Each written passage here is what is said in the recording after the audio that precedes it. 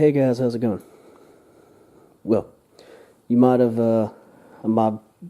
definitely mentioned it in one of my older videos. I'm pretty sure, but I am installing a LED taillight bar, or tailgate bar, on the Sonoma today, and I've been putting it off because there's two companies that make ones that are similar to each other. It doesn't have all the little individual diodes that are spaced apart, and so it kind of breaks up a design across it. And then the reverse lights aren't very bright and whatnot. Well, I've been holding out because the two that I liked, which have a whole bunch of LEDs and makes one solid line, I've been holding out on because they were both amber turn signals. Well, OPT7 lighting, they do LEDs and a whole bunch of other stuff. Out of the two that I was looking at, they're the first ones that came out with one that was the same design, but except besides having the amber turn signals, it has the red turn signals. So, this is the OPT7 90810-02160.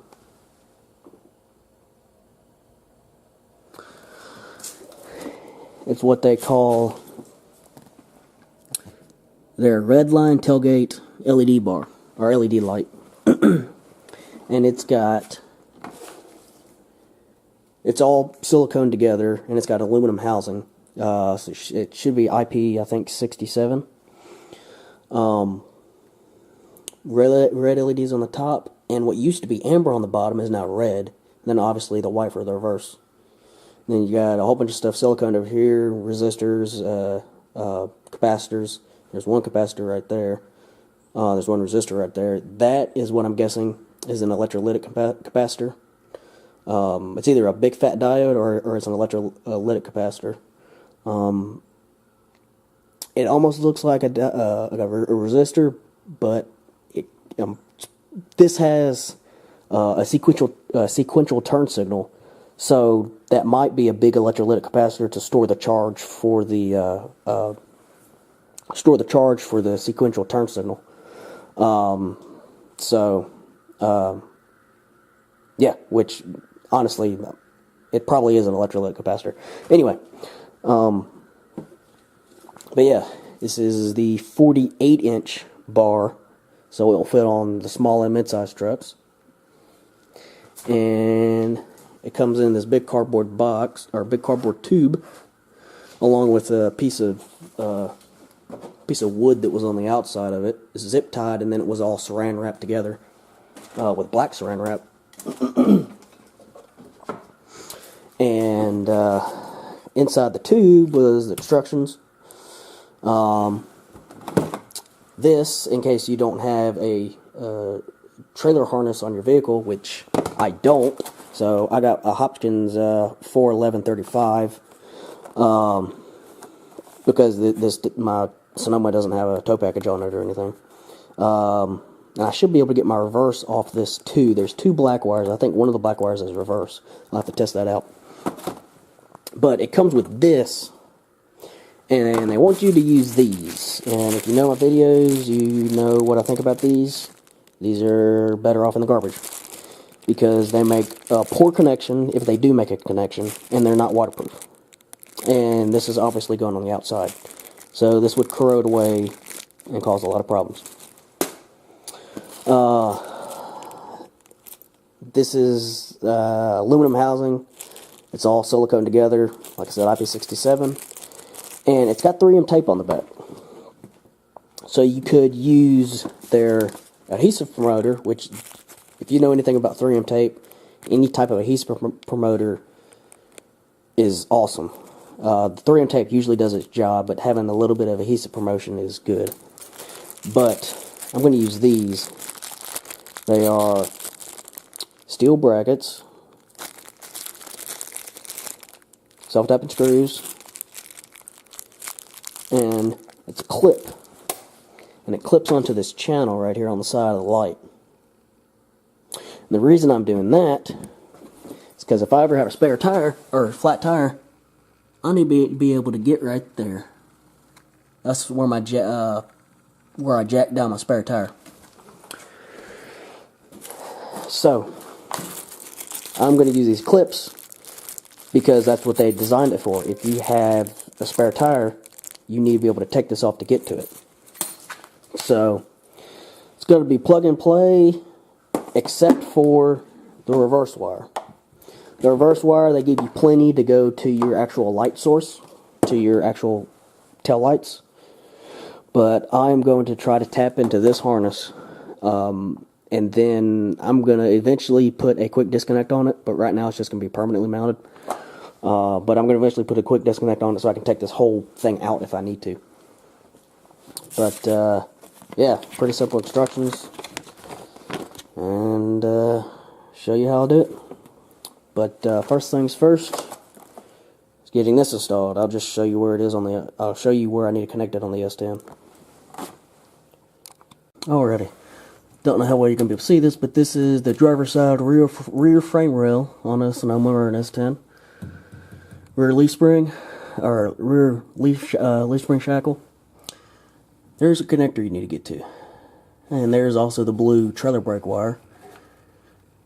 If you ever decide to put trailer brakes on your S10, if you're doing that. But there's the connector that you need to unplug, and here's the connector that's going to go into it. And here, this light green wire right here should be the reverse signal. Now, I'm going to take and test that with a voltmeter because I can't find my test light and I forgot to get one on the way home. I'm going to make sure that's the reverse light, and then I'm going to figure out which one of these two black wires in this harness goes to where that yellow wire, or where that reverse wire is. Then I'm going to splice it and solder a piece of wire on it and run it down here. And this grounding wire, I'm actually going to bolt in. There's a ground wire right here that bolts into the body, and I'm going to take that ground wire and bolt it into the existing ground. So I'm going to do that real quick, and then I can test all my wire. Then I can test the light bar. Make sure it works before I go and mount it. So I'll be back after I do a little bit of testing. Alrighty, did some checking to double check, and I was right. I mean, it's kind of common in GM to have a light green wire as a reverse light. It's been like that for a while. It's this pin right here in the center of the 3. So, means on this harness, it's still going to be the same pin. So it's going to be this bottom black wire right here. That's the wire for the reverse I got to tap into. And that's actually a good thing that I already got that settled, because I'm eventually going to make a set of reverse lights for the back and put them in the bumper. Maybe, I might not need it after this, but I still plan to. Okay, let me go ahead and make this harness up. Guess I can show you how I make solder connections real quick. I got the wire, it's the one in the center. I split the wire with some of my automatic strippers right in the center. Then I took a pick.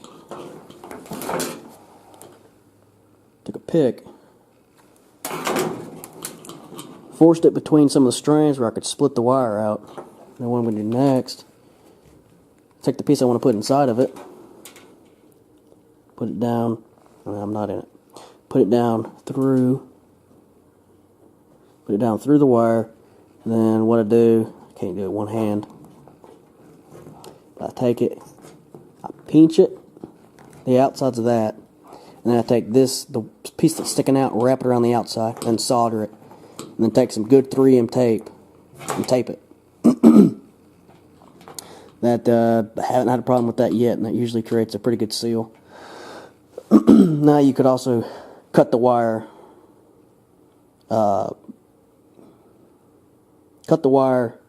With this, the wire is actually thick enough. You could actually cut it. Use one of those weatherproof heat butt connectors, connect them together, and do it that way. But then that will make this thing uneven. You'll have trying to bend all which way. So I'm trying to keep all the wire lengths the same.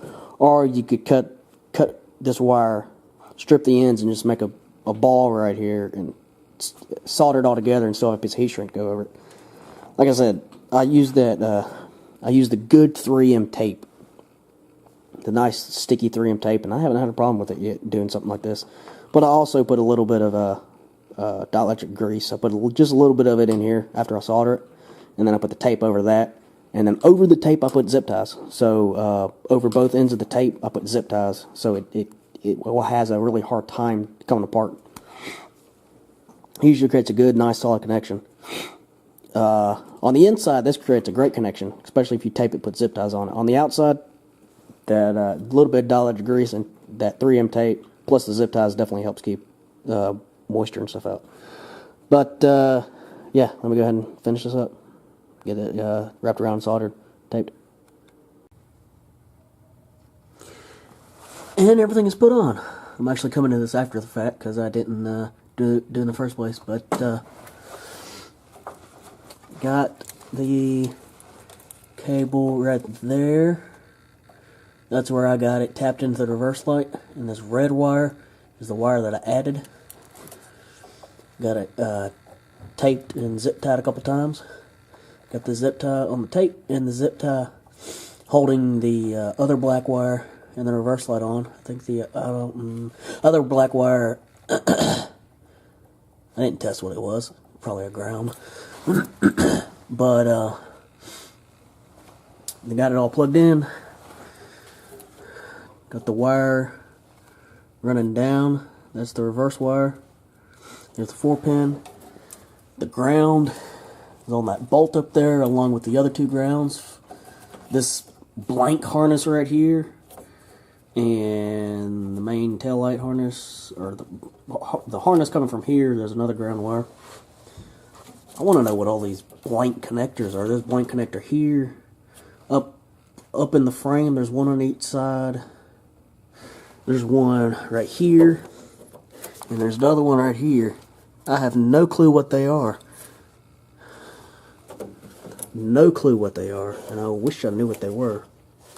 I tried a little bit. I tried to look a little bit on them, see if I could find anything, but I didn't look too hard and I couldn't find anything. But anyway, got that all connected, and I've already mounted the bar, because this is after the fact. I didn't record me plugging this up, but yeah, on the next part. Alright, it looks a little different. Got the tailgate off, which was a lot harder than, well, I wasn't saying it was extremely difficult, but whoever greased up these hinges, I don't know what type of grease it was, but this is what it turned into. It's hard. It was caked up on all the hinges. I knocked it all off, but it was caked up in here, and it was caked up on this, so when I bent it 45 degrees to pull it out, I had to yank the heck out of it. But the reason I pulled the tailgate off, I already did it. I sliced it down the edge with my diamond dusted little cutoff disc for the Dremel. I say diamond because one of Harbor Freight's marketing strategies, but it works. I mean, I've had them for years. But cut a line on it so I could get this. The bumper lips up right here, and I want to be able to get it as low as I can. Now the bumper's messed up. It's hit. Yeah, should be able to get that off, and that should give me plenty of room to put this in with the tailgate. And that's why, this is why right here I have to space it out. I might have to take this plastic cover off. I might have to cut this plastic guide because it's not going to fit on there with that plastic guide, because the tailgate's going to hit. So we might have to do a little bit of modification to that too. But anyway, I'll be back after I get all this off. I'll put the tailgate back on and see where I can mount it. And there it is, all mounted. I basically found a common place where it lined up, and it lined up almost exactly with this little rivet right here, or body push pin, and this one right here. So went side to side. I remember I cut this piece off right here. It went side to side, so I put a mark here, and then I put another mark here. And then this is the first side I mounted. I basically took this clip. I really don't want to pull it off again, but it's not that hard. You just pull it out. When you push it in, you either loop it in the top and then push it in the bottom, or you put it in the bottom and push it in the top. But I lined this bracket up with that line, and then I just moved it over a little bit. Marked it with a Sharpie, and marked the center hole with a Sharpie, and then took my punched a hole, and then took my drill with the self-tapping screw that is provided with it, and did that hole. Then obviously put it back out. Then I used color match left over from when I color matched my tail lights, and sprayed it on the hole. And then I moved down to that hole, did that one. Then I did these two. That's 15 inches down. That's 30 inches down. That could have been moved over to probably 32 inches down, and it would have been more even, because this one's about right here, and this one's like right here. But it's enough to hold it. And there's 4 clips. I mean, it's not. I mean, yeah, if you push it hard enough, it's coming out. But I can actually show you how to clip it in now. Push it in the bottom. Put it on the top, clip it. It's just clipped in. This is the one that's going to be the hardest, because my trailer thing's right here, and it's actually pushing out just a little bit. But tight, tight, tight. If you pull hard enough, it can pull off. But just going down the road or anything like that, nothing's going to happen with it. Now all I got to do,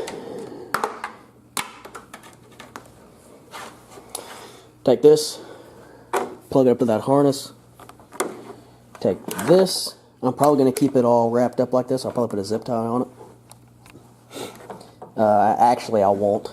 I'll take this, I'll run it down to here, giving me about that much extra, and I'll cut this off, and then I'll put some small zip ties every now and again on this. And then I'll take this, route it up under here, route it up under the truck, and bundle it up under the frame rail, zip tie it all together, plug it in. So let me go ahead and do that, and this will be done. I mean, I got to put the tailgate back on, but yeah, it's pretty much done. I mean, it's practically in the center. That's the center of it right there, where the two halves meet, and that's about in the center of these 2 dots right here. And these 2 dots, I think, are the center of the bed. From where I'm sitting, that should be the center of the bed. And I actually figured out the reason it was so hard for me to get the tailgate off. The bed box is not exactly where it should be. When I tried to put the tailgate back on, to measure where to put that, I had to take a hammer and hit this out a couple of times, because it was contacting right here, and it wasn't making it able to hop up and go in here. So, and also when you put the tailgate on, there's a good 1/8 inch or more of gap, up here, and then it gets tighter as it goes down. This is even all the way up and down on this side, so yeah. So yeah, this bed box is, I don't know if it's, I don't know why it's slightly warped. The outside's fine. There's some scratches and stuff right there, but there's not any damage that I know of. I mean, that's got it just because the aftermarket lights, that there's a gap there and a huge gap there. I might be able to put some washers in this and push it out, but this bed is also, this was used.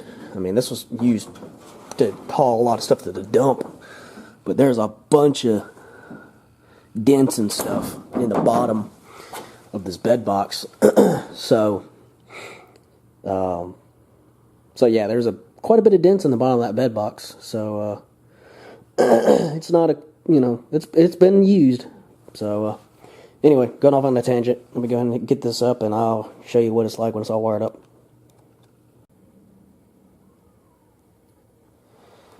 And there it is.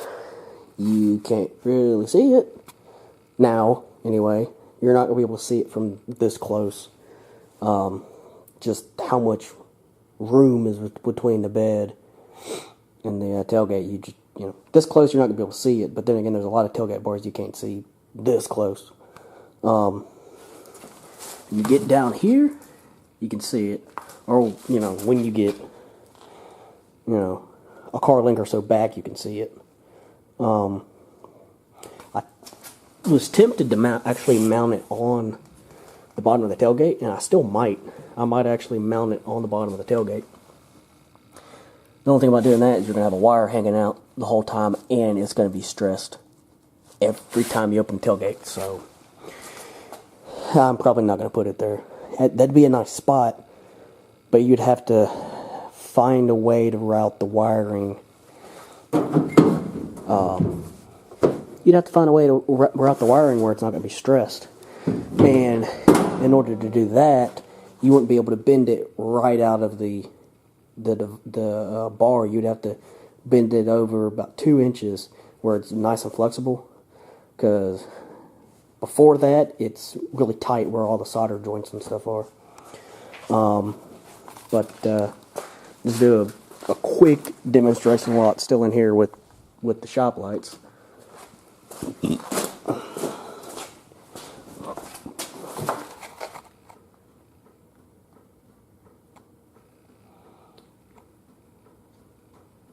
Turn signals.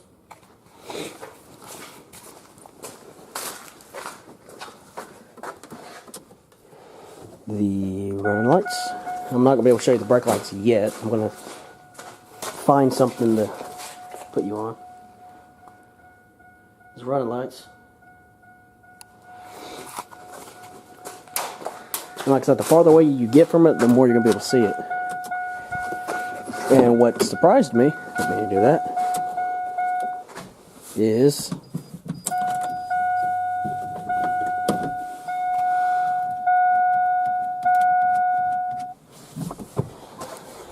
the reverse lights. Which that's also another reason I kind of got it, because I wanted reverse lights. Now, that's all lit up. But you take my 80-watt LED taillight reverse lights out, and it's still decent. So, let me get all this cleaned up, and I'll actually go outside in the driveway and get a pretty much as dark as you're going to get around the house. I don't want to drive down the street where it's pitch black, though I might. I don't know, maybe. I'll be back.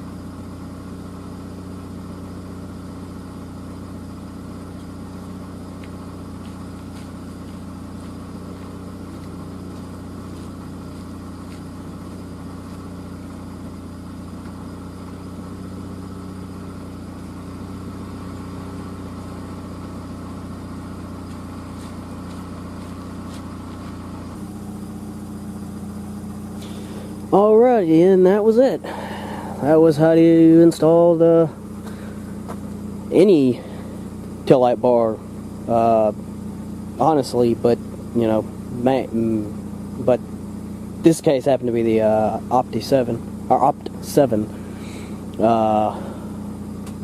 Redline or whatever it was. But I like it.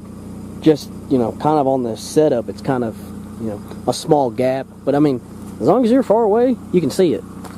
The only thing that's I don't like too much, but I can kind of get because of the circuitry that's on it. Because under that big glob in the front, there's a whole bunch of circuits and stuff, well, a whole bunch of components anyway. And I'm guessing there's a delay. You know, maybe because I'm just connected to the tail lights and there's not an actual trailer box on that connector that I put onto the trailer to put onto the wiring harness. So maybe that's why there's a delay. I remember something in the instructions mentioning that there might be a half a second delay if you connect it one way or the other. And maybe the way I connected it, I have a half second delay. I don't know, but I like it so far. The reverse light gives me a little more light. Not a lot of light, but a little more light. But yeah, talk to y'all later. Bye.